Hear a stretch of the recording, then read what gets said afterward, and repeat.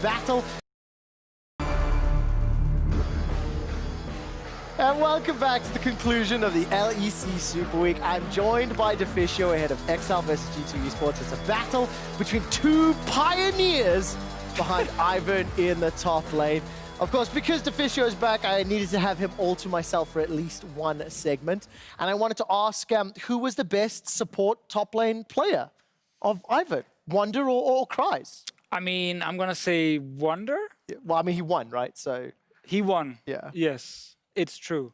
I think also Cries is like, it's like the biggest mismatch ever in terms of the player XL drafted or picked up last year. Because when they picked him up, it was because he was dominating like solo queue and ERLs through like pure carry champions. And even like when he came in, he played like Vladimir, he was like playing Kayle every game and just trying to 1v9 in the side lane. And one split later, he's relegated to playing support top laners. I'm not sure what happened there. Wonder at least played the Soraka before. Well, and Wonder doesn't care. Just before I start ideating on that, production, how close are we to picks and bans? How much time do we have? Let me know on my head.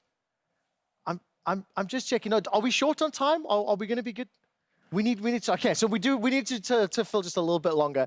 I do have a little mini game. So for production, while you're working through it, when we get down to the last 60 or 90 seconds, let me know. And of course, the reason we are going to talk a little bit about shields.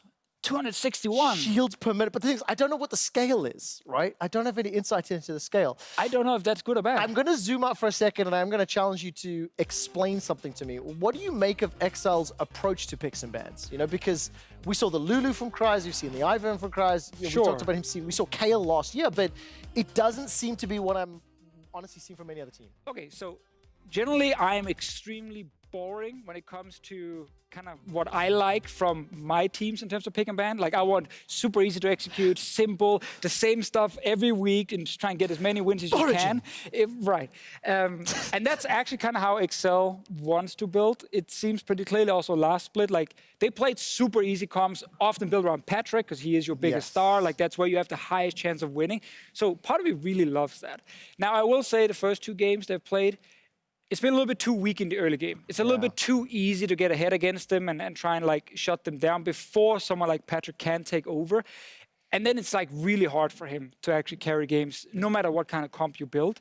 So I kind of do want to see that be slightly better. G2 have been really nice in the first 20 minutes. They've gifted away a lot of gold for other teams. As G2 have done many times in the past through whatever iterations. Like, give me a couple of kills in the early game. The problem is Patrick how do you do that? Like, play around bot side a little bit. How do you punish Reckless and Mickey? How do you punish? And let's pretend you throw that out the window. You say, okay, well, let's surprise G2. Let's not play through Patrick and the ball man if you XL.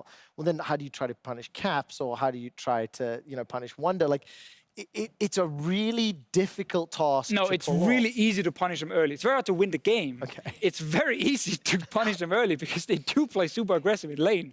I think that's something XL can do. Aggressive early game jungler from Dan could be something. Something that can either, let's say, try and grab a TF. Is XL blue side? I hope they are. I believe that they are. I think it's XL blue G2. Right, try and first pick XL. Checkerlad plays a great, try and first pick TF. Yeah. Checkerlad is great at that. And try and then play through that and actually see if you can abuse ideally the bottom side. If you are playing a support top, I don't care about top lane then. They can sit and shoot each other in the face. Yeah. Bot side. I mean, when we had MacGyver, one of the shoutcasters from Pulsar from the Ultra Liga, he was talking a lot about Checkerlad and talking specifically around how Checkerlad as a player, he likes to be in your face. He likes to push. He likes to play aggro. And if he's able to get his hands on the TF and be able to unlock some of those advantages, I think that's how you get ahead at least. And G2 will still win late game. Most of the time, but it's your best chance if you're XL.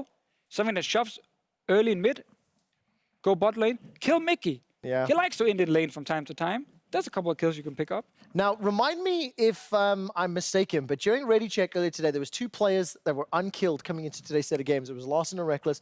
You made a prediction that Larson will be the first one to die, and he did. It had nothing to do with the fact that Rogue played first and therefore had the most. Like, that wasn't a question. Does Reckless go unkilled today?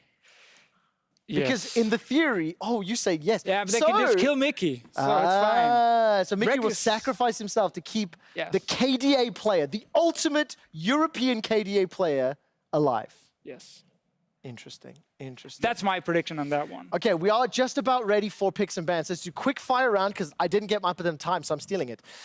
Quick fire narratives, because this is what you're excelling at. We'll take 1 or 2 turns each. Throw them out there. What do we need to look at? You first.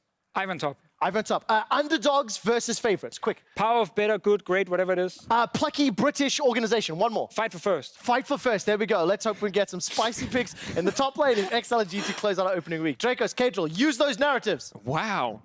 Fight for first. Kind of makes you wonder what he does at Misfits. He's so good at this. Dang. All right. I mean, good job, deficio. What do we even talk about now? New narratives. New narratives. Why are support items always useless or broken? And why are supports never the ones breaking support items? That's a bad narrative. That is a bad narrative. Jungle roll. Jungle roll. That's a better narrative. Am I right?